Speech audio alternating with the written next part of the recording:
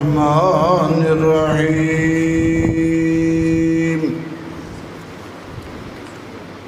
یمحق اللہ الربا ویربی الصدقات واللہ لا یحب کل کفار اثیم صدق اللہ مولانا العظیم۔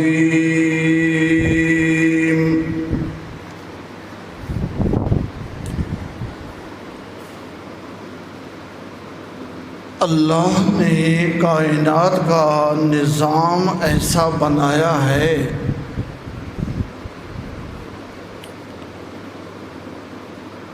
کہ حکمت خداوندی کے تحت کچھ لوگوں کے پاس مال و دولت زیادہ ہوتی ہے اور کچھ لوگوں کے پاس بہت تھوڑی۔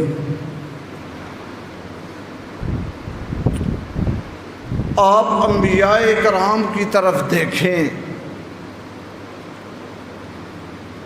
سلیمان علیہ السلام اللہ کے نبی ہیں، بادشاہ بھی ہیں، جنوں کے بھی حکمران، انسانوں کے بھی حکمران، پرندوں کی بولیاں سمجھنے والے، اور ان کا تخت ہوا اٹھا کے ادھر ادھر لے جا رہی ہے۔ کیا شان ہے، کیا شوکت ہے، سبحان اللہ۔ دوسری طرف امام الانبیاء حضرت محمد مصطفیٰ خاتم النبیین رحمت للعالمین شفیع المذنبین،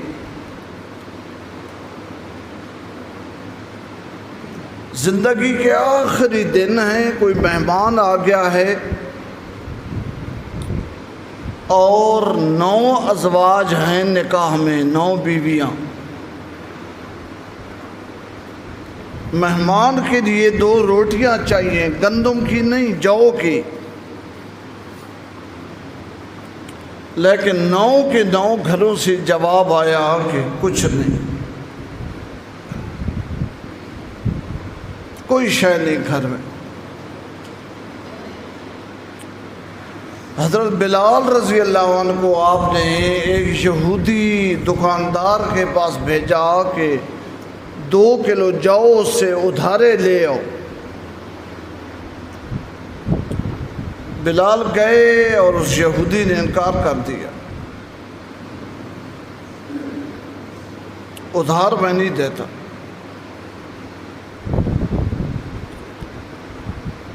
یار کوئی صورت، اس سے کہا بس ایک ہی صورت ہے کہ کوئی شے گروی رکھو، کل تم نہ دو، تمہارا نبی پیسے نہ دے تو میں اپنا نقصان کیسے پورا کروں گا، کوئی شے رکھو۔ بلال نے آ کے بتایا تو آپ صلی اللہ علیہ وسلم نے فرمایا وہ میری تلوار لے جاؤ، یہ گروی رکھ کے جاؤ لے آؤ۔ آپ کی زیر استعمال رہنے والی تلوار یہودی کے پاس گروی رکھی گئی اور وہ جو آئے اور مہمان کو روٹی کھلائی گئی، اور پھر زندگی کے جو باقی ایام تھے وہ تلوار یہودی سے واپس لینے کے حالات پیدا نہیں ہوئے۔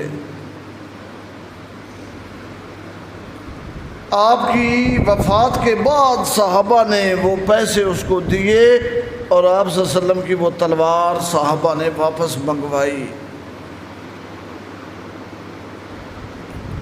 یہ جو آپ کا فقر تھا یہ اختیاری فقر تھا۔ حدیث میں آتا ہے کہ آپ سے پوچھا گیا کہ آپ بادشاہ نبی بننا چاہتے ہیں یا فقیر نبی، تو آپ صلی اللہ علیہ وسلم نے دعا کی تھی اللہم احیینی مسکینا وَأَمِتْنِي مِسْكِينًا وَاحْشُرْنِي یوم القیامت فی زمرۃ المساکین، اے میرے اللہ مجھے زندگی دے فقیروں والی، مسکینوں والی، میری موت آئے فقیری اور مسکینی کی حالت میں، اور اے میرے اللہ قیامت کے دن مجھے مسکینوں کے ساتھ کھڑا کرنا۔ صحابہ اکرام کی طرف دیکھیں، حضرت عثمان غنی رضی اللہ عنہ، اللہ نے دولت کی فراوانی عطا کی ہے۔ حضرت عبد الرحمن ابن عوف رضی اللہ عنہ، اللہ نے بے پناہ دولت عطا کی ہے۔ دوسری طرف سلمان فارسی ہیں، ابو ذر غفاری ہیں، ابو ہریرہ ہیں، رضوان اللہ علیہ مجمعین، غربت، تنگ دستی۔ حضرت ابو ہریرہ رضی اللہ عنہ زندگی کے آخری دنوں میں بہت روتے تھے، بہت روتے تھے، ہر وقت گریہ طاری رہتا تھا، موقع بے موقع بات کرتے وہ کوئی حال پوچھتا تھا، کیا حال ہے، آپ رونا شروع کر دیتے۔ کسی نے پوچھا آپ اتنا زیادہ کیوں روتے ہیں، صحابی رسول ہیں، ہزاروں حدیثیں آپ نے امت تک پہنچائی ہیں، آپ کا بڑا مرتبہ ہے، رسول اللہ آپ سے راضی دنیا سے گئے ہیں۔ تو فرمانے لگے کہ ہم نے جو کچھ کیا تھا نا اسلام کی خاطر، میں ابو ہریرہ سمجھتا ہوں کہ مجھے تو ساری نیکیوں کا اللہ نے دنیا میں ہی بدلہ دے دیا ہے، آخرت میں میرے لیے کچھ نہیں۔ پھر اپنی غربت کے حالات سنائے کہ نبی پاک کے زمانے میں مسجد نبوی میں آپ کے ممبر مبارک کے قریب بھوک کی وجہ سے میں بے ہوش ہو کے گر جاتا تھا۔ صحابہ ایک دوسرے کو کہتے بندہ بے ہوش ہو گیا ہے، کوئی کہتا تھا اس کو مرگی ہے، اور جس کو مرگی ہو اس کی گردن میں فلاں رگ ہوتی ہے، اس رگ کو زور سے دباؤ تو مرگی والا ٹھیک ہو جاتا ہے۔ تو لوگ میری اس رگ کو نہ زور زور سے، ایک بھوک سے میں نڈھال ہوتا تھا، دوسرا وہ رگ دبانے والے میرا برا حال کر دیتے تھے، اور مجھے پتہ ہوتا تھا مرگی نہیں، کئی دنوں سے میں نے کچھ کھایا نہیں ہوتا تھا۔ یہ سنا کے فرمانے لگے آج میرے پاس اتنی دنیا آ گئی ہے، اتنی دنیا آ گئی ہے کہ ایک رومال میں نے سر پہ باندھا ہوا ہے اور دوسرا رومال اٹھا کے دکھاتے تھے، فرماتے تھے یہ رومال میں نے ناک صاف کرنے کے لیے رکھا ہوا ہے۔ اتنی، اس کو بھی حضرت ابو ہریرہ کہتے تھے اتنی دنیا آ گئی ہے میں تو روتا ہوں، دو رومال ہے میرے پاس، ایک سر پہ باندھنے کے لیے اور ایک ناک صاف کرنے کے لیے۔ تو صحابہ میں ابو ذر بھی ہیں، سلمان بھی ہیں، اور ابو الدرداء بھی ہیں۔ حضرت ابو الدرداء رضی اللہ عنہ ایک صحابی بڑے مشہور، ان کو نا حضرت عمر نے بڑا اونچا عہدہ دیا اپنے زمانہ خلافت میں، شام کے علاقے میں۔ پھر حضرت عمر اس علاقے کے دورے پہ گئے سال بعد، 6 ماہ بعد، تو ایک کو ملے، دوسرے کو ملے، تیسرے کو ملے، ملتے ملتے ابو الدرداء کے گھر جانے تک شام ہو گئی۔ شام کے بعد ان کو ملنے حضرت عمر ان کے گھر گئے تو خوب اندھیرا، اسی اندھیرے میں وہ اٹھے اور حضرت عمر کا استقبال کیا اور اندھیرے میں ہی ان کو بٹھایا اور باتیں شروع کر دی۔ تو حضرت عمر نے پوچھا ابو الدرداء تیرے گھر میں چراغ نہیں؟ انہوں نے کہا نہیں۔ حضرت عمر رو پڑے اور حضرت عمر نے ایک جملہ کہا، اللہ کی قسم محمد کے جتنے صحابہ تھے وہ بدل گئے، ان میں تبدیلی آ گئی۔ ابو الدرداء وعد ہے جو نہیں بدلا، وما بدلوا تبدیلا۔ ابو الدرداء وہ واحد آدمی ہے جس میں وہ نہیں بدلا، اس میں تبدیلی نہیں آئی، اسی طرح کی غربت باوجود اتنا بڑا عہدہ ہونے کا۔ حضرت عمر جیسا بندہ ان کی فقیری، للہیت، پرہیزگاری دیکھ کے رو پڑا۔ تو انبیاء میں بھی یہ چیز بھی ہے، ادھر بھی ہے، غربت بھی ہے، دولت بھی ہے۔ صحابہ میں بھی عبد الرحمن بن عوف کی دولت ہے، ابو ذر غفاری کی غربت ہے۔ آگے چلے اسی طرح اولیاء میں کچھ دولت مند اولیاء بھی ہیں اور ایسے بھی ہیں کہ جنہوں نے غربت میں گزاری ہے زندگی۔ پچھلے جمعے غالباً بیان کیا تھا، سفیان نام کے دو بڑے بزرگ گزرے ہیں، سفیان ابن عیینہ اور سفیان ثوری رحمۃ اللہ علیہما۔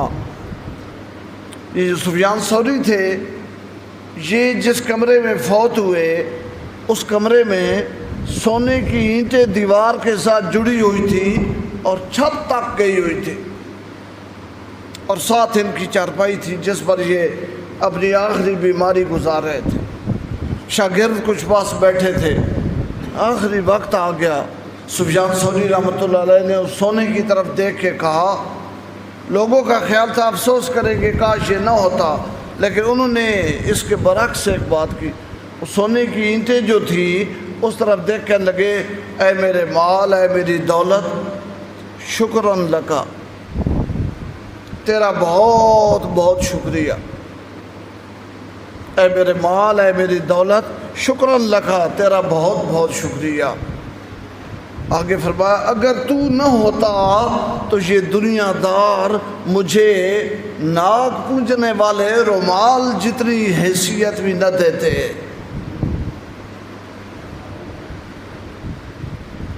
پنجابی میں کہتے ہیں لس سے ملا دی بانگتے، کوئی کلمہ نہیں پڑھتا۔ کہانی ایک شاعر ہے ایران کا، کہانی کہتا ہے کہ این نکتہ حل شد بکانی بعد از 100 سال، قدر مرد بعلم است و قدر علم بمال۔ تو اس کی اپنی اہمیت ہے۔ اولیاء میں بھی کچھ دولت والے، کچھ غربت والے، اور چوتھے نمبر پہ عوام الناس ہیں جن میں میں اور آپ شامل ہیں۔ اس میں بھی اللہ کا یہی نظام ہے، کسی کے پاس دولت زیادہ ہوگی، کسی کے پاس کم ہوگی۔ ایک بندہ ہے، اس کی زمین سے 100 بوری ہوئی ہے، دوسرے بندے سے پوچھو اس کی 10 بوریاں ہوئی ہیں۔ ایک بندے سے آپ پوچھے آپ کی تنخواہ کتنی ہے، وہ کہے گا 1.5 لاکھ۔ ہمارے سابق وزیر اعظم جو آج کل اٹک والوں کے مہمان ہیں، اللہ انہیں خوش رکھے، عمران خان، انہوں نے اپنی دور میں کہا کرتے تھے 1,70,000 میری تنخواہ ہے، لیکن میرے گھر کا نظام نہیں چلتا، پریشان رہتا ہوں۔ اور جو موجودہ وزیر اعظم صاحب آئے ہیں نگران، یہ اگلے دن کہہ رہے تھے 3 لاکھ روپے میری تنخواہ ہے اور اربوں روپے کے کیسوں پر مجھ سے دستخط کروا رہے ہو۔ اس تنخواہ سے تو گزارا نہیں ہوتا۔ تو ایک وہ آدمی ہے جس کی تنخواہ لاکھوں میں ہے، دوسرے بندے سے آپ پوچھے وہ کہے گا میری تنخواہ فلاں جگہ سیکورٹی گارڈ 10,000 روپے ہے، 12,000 روپے ہے۔ تو یہ اللہ کا ایک نظام ہے، انبیاء میں بھی چلتا ہے، صحابہ میں بھی چلتا ہے، اولیاء میں بھی چلتا ہے، عوام میں بھی چلتا ہے کہ کچھ لوگوں کے پاس دولت زیادہ ہوتی ہے، کچھ لوگوں کے پاس کم ہوتی ہے۔ اللہ فرماتے ہیں یہ دونوں کا میں امتحان لے رہا ہوں، دونوں کا امتحان ہے۔ جو دولت میں کمزور ہے، جس کی آمدن تھوڑی ہے، گندم تھوڑی ہوئی ہے، گھر میں مسائل ہیں، وہ صبر کیسے کرتا ہے، اور جس کو زیادہ دی ہے وہ شکر کیسے کرتا ہے۔ جس کو زیادہ دی ہے نا، اسے اللہ تعالیٰ فرماتے ہیں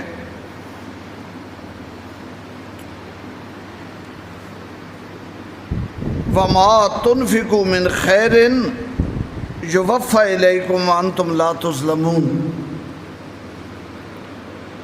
اسے خرچ کرو، خرچ کرو، خرچ کرو، اور اسے سنبھال سنبھال کے نہ رکھ، جوڑ نہیں، جوڑ نہیں۔ تجھ سے پہلے قارون تھا، وہ جوڑتا رہا جوڑتا رہا جوڑتا رہا۔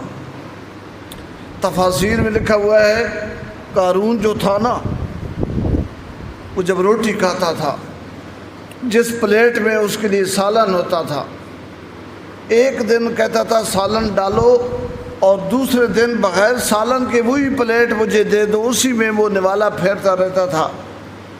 دوسرے دن سالن نہیں پکانا، فضول خرچی ہوتی ہے۔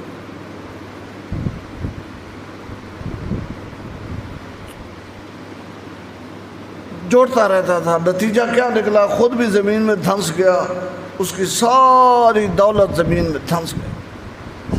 بدبخت لوگ ہوتے ہیں، لاکھ روپے ہیں، بچے بھوکے مر رہے ہیں، نہ خود کھائیں گے نہ اولاد کو کھلائیں گے۔ الذی جمع مالا وعددہ، جمع کرتا ہے مال کو اور اسے گنتا ہے، روز چیک بک دیکھتا ہے، بینک سے اسٹیٹمنٹ منگواتا ہے، کتنے ہو گئے ہیں کتنے ہو گئے ہیں کتنے ہو گئے۔ اللہ فرماتے ہیں یحسب ان مالہ اخلدہ، یہ سمجھتا ہے کہ اس کا مال اسے دنیا میں ہمیشہ زندہ رکھے گا۔ کلا، ہرگز نہیں، یہ بھٹکا ہوا ہے، بھولا ہوا ہے، قارون کی طرح سب کچھ اس کا غرق ہو جائے گا۔ تو اللہ فرماتے ہیں جن کو میں نے وسعت دی ہے، مال زیادہ ہے، خرچ کرو، خرچ کرو، دل کھول کے خرچ کرو۔ کہاں خرچ کریں؟ للفقراء الذین احصروا فی سبیل اللہ لا یستطیعون ضربا فی الارض، ان فقیروں پہ خرچ کرو جن کے پاس کچھ نہیں، جو غریب ہیں، تنگ دست ہیں، فقیر ہیں، ان پہ خرچ کرو، کھلے دل سے خرچ کرو۔ آگے فرمایا فقیر دو قسم کے ہیں، یحسبهم الجاہل اغنیاء من التعفف تعرفهم بسیماهم لا يسألون الناس الحافا۔ کچھ فقیر وہ ہوتے ہیں جو دروازے پہ آتے ہیں، دستک دیتے ہیں، شور کرتے ہیں، آواز دیتے ہیں، آپ کا نام لیتے ہیں، مانگتے ہیں، آپ کے پاس آنے سے پہلے آپ کے بارے میں پوری معلومات ادھر ادھر سے کرتے ہیں۔ یہ جو چندے کرنے آتے ہیں نا مولوی حضرات، ہر آدمی کا اپنا سبجیکٹ ہوتا ہے، یہ جدھر جاتے ہیں نا جس عالم کو پہلے پوری معلومات لیتے ہیں۔ ہمارے پاس آتے ہیں تو ہمیں ایسی ایسی باتیں ہمارے بارے میں جن کو ہم بھی حیران ہو جاتے ہیں، اتنی باتیں ہمارے متعلق اس کو کیسے پتہ ہے۔ اگلے کے پاس جائیں گے تو اس کو پوری ڈیٹیل بتائیں گے، اس کی جو تنظیم ہوگی اس کی تعریف کریں گے، بتائیں گے میں بھی جی اسی تنظیم سے وابستہ ہوں، وہ آپ کا نام ادھر سنا تھا ادھر سنا تھا۔ ہر جگہ پہ وہ اپنا وہ کچھ ہوتے ہیں جو بولتے ہیں، ٹیکٹ استعمال کرتے ہیں، مانگتے ہیں، اور کچھ فقیر ایسے ہوتے ہیں اللہ فرماتے ہیں کہ جو مانگتے نہیں، بولتے نہیں، کئی دنوں سے بھوکے ہیں لیکن چپ ہیں۔ تعرفهم بسیماهم، تو انہیں پہچانے گا، ان کے ماتھے پہ بھوک لکھی ہوئی ہوگی۔ تھوڑی تجھے یہ ضامت کرنی پڑے گی، اگر تو غور سے اسے دیکھے گا تو انسان کے چہرے پہ سب کچھ لکھا ہوتا ہے، چہرہ بتا دیتا ہے۔ فرمایا اللہ فرماتے ہیں یہ جو نہیں مانگتے نا اور حاجت مند ہیں، اللہ فرماتے ہیں ان کی میں سفارش کر رہا ہوں، ان کو ڈھونڈ کے دیا کرو، ایسوں کو ڈھونڈو ڈھونڈو اور ان تک پہنچاؤ چیز۔ اور ان کی نشانی یہ لا یسألون الناس الحافا، وہ لوگوں کے ساتھ چمٹ کے نہیں مانگتے، چمٹتے نہیں ہیں، کسی نے دے دیا تو کھا لیا، نہیں تو چپ، صبر۔ اللہ فرماتے ہیں وما تنفقوا من خیر فإن اللہ بہ علیم، کسی غریب محتاج کو جو بھی چیز تم دو گے، روٹی دانے، پیسہ یا دوائی لے کے کسی کو دو گے؟ اللہ فرماتا مجھے سب پتہ ہے، میں سب جانتا ہوں۔ مدینہ منورہ میں ایک محدث گزرے ہیں، ابن مدینی، علی ان کا نام تھا، علی ابن مدینی، امام بخاری رحمۃ اللہ علیہ کے استاد ہیں۔ ان کے حالات میں لکھا ہے لمبے سفر پہ گئے ہوئے تھے، واپس آئے کئی مہینوں بعد، گھر والی نے 3-4 ماہ سے ایک مرغی بڑی موٹی تازی صحت مند کی ہوئی تھی، اس کو ذبح کیا گیا، گوشت پکایا گیا، روٹی حلوہ، اور علی ابن مدینی رحمۃ اللہ علیہ کے سامنے بیوی نے وہ روٹی رکھی۔ مدینہ پاک میں جہاں ان کا گھر تھا، سامنے کوئی چوک تھا، اس چوک میں کوئی پاگل آدمی بیٹھا رہتا تھا۔ علی ابن مدینی نے وہ حلوہ، وہ گوشت، وہ روٹی اٹھائی اور جا کے اس پاگل کو اس کے سامنے رکھ دی۔ وہ بیچارہ نہ جانے کتنے دنوں کا بھوکا تھا، وہ ساری مرغی اور حلوہ اور روٹیاں کھا گیا، اور آپ اس کے بعد بیٹھے رہے۔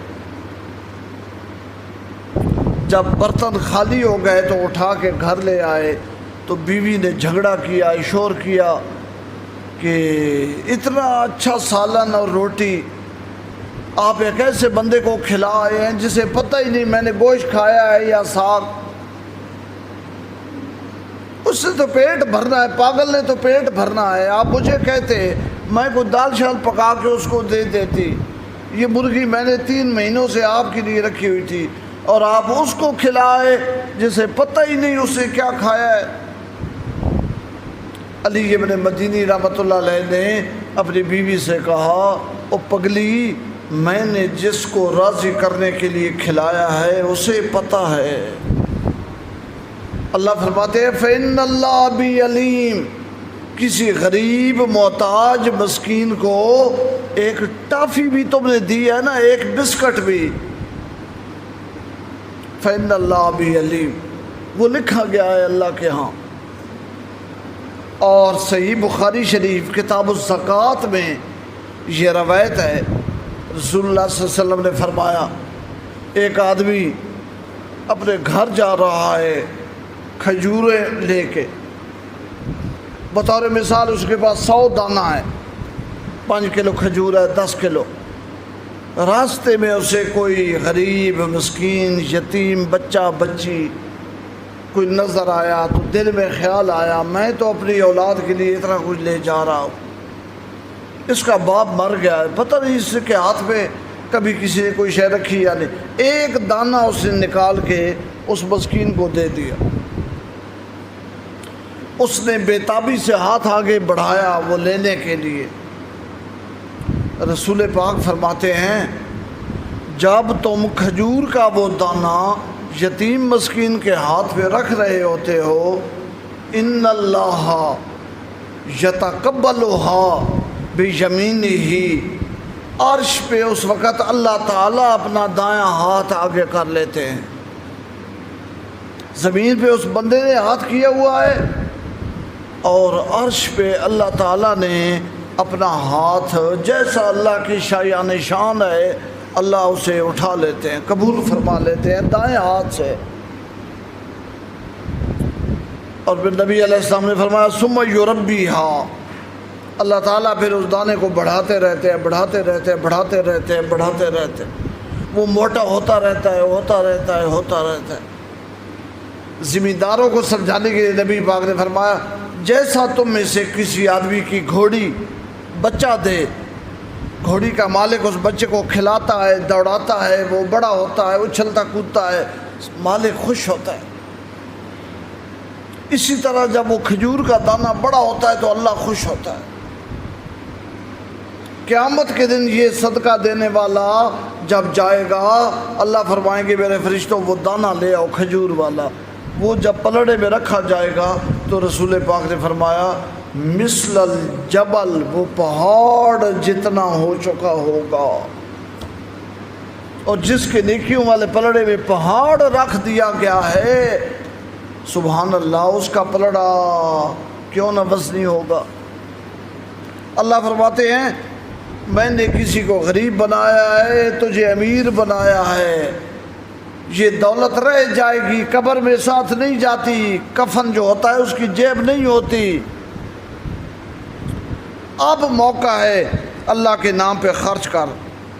آگے اللہ فرماتے ہیں الذین ینفقون اموالہم باللیل والنہار سرا وعلانیہ، جو لوگ اپنا مال خرچ کرتے ہیں دن رات چھپ کے علی الاعلان، فلہم اجرہم عند ربہم، رب کے پاس ان کا اجر ہے، ولا خوف علیہم ولا هم یحزنون، نہ ان پہ خوف ہوگا نہ وہ غمگین ہوں گے۔ لفظ استعمال ہوا ہے خوف، ایک ہوتی ہے پریشانی اور ایک ہوتا ہے خوف۔ ہمارے ساتھ زندگی میں جو مسئلے مسائل بنتے ہیں نا، اس میں ہم پریشان ہوتے ہیں، یار بیماری آ گئی، اب یہ کرنا ہے وہ کرنا ہے، فلاں معاملہ ہے، پیسے ضرورت ہے، مکان بنانا ہے، یہ ہو گیا ہے، یہ پریشانی ہے، خوف نہیں ہے۔ مفسرین فرماتے ہیں خوف کے موقع ترائے ہوتے ہیں جو انسان پہ آتے ہیں، عند الموت وفی القبر وفی الحشر۔ خوف کا پتہ اس وقت چلے گا جب ملک الموت سامنے آئے گا، موت والے فرشتے، اس وقت جو بندے کی حالت ہوگی نا، اسرائیل علیہ السلام کو دیکھ کے، موت کے فرشتے کو وہ جو کیفیت ہوتی ہے اسے خوف کہتے ہیں۔ وہ کیفیت ایسی ہوتی ہے کہ آنکھیں پھٹ جاتی ہیں، دل پھٹ جاتا ہے، پیشاب نکل جاتا ہے، اور انسان کے جوڑ جوڑ کی ہڈیاں ٹوٹ جاتی ہیں صرف دیکھ کے اسے۔ اور دوسرا خوف کا ٹائم ہوتا ہے جب قبر میں رکھ دیا جاتا ہے، بھانجے بھتیجے دوست رشتہ دار بچے برادری سب اوپر مٹی ڈال کے واپس چلے گئے۔ یہ دوسرا موقع ہے خوف کا۔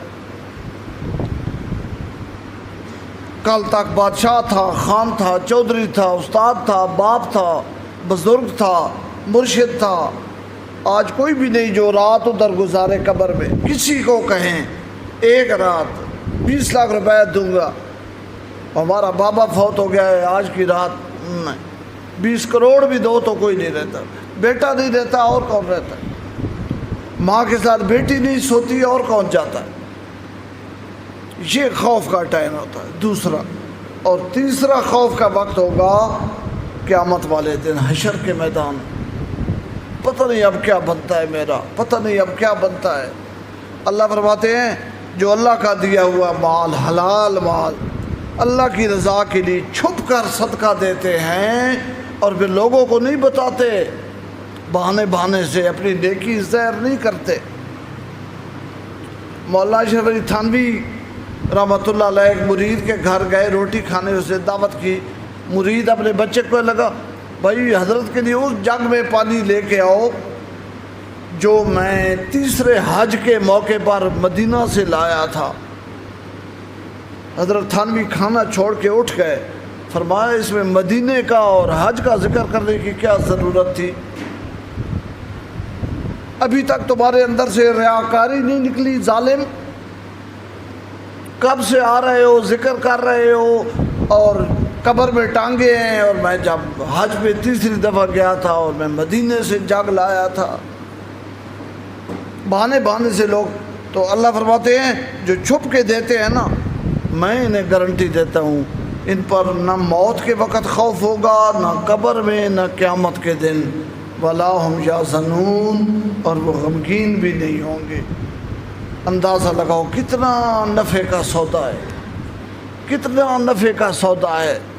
دولت رب نے دی ہے، تیری میری نہیں۔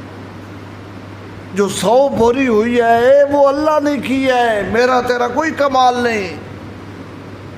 اللہ فرماتے میرا دیا ہوا میری مخلوق پہ لگاؤ اور پھر بدلہ لو اور دیکھو میں کیسا اجر دیتا ہوں اور کیسا ثواب دیتا ہوں۔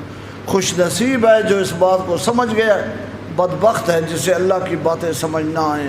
آخر دعوانا ان الحمد للہ۔